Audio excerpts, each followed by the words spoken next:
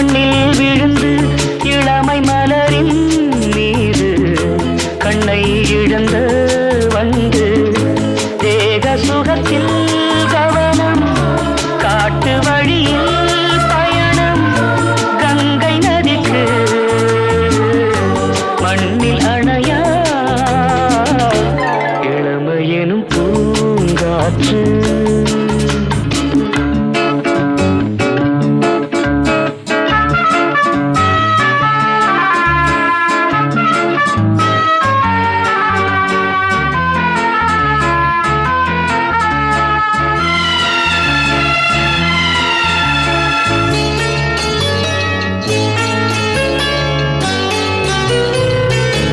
அங்கம் முழுதும் பொங்கும்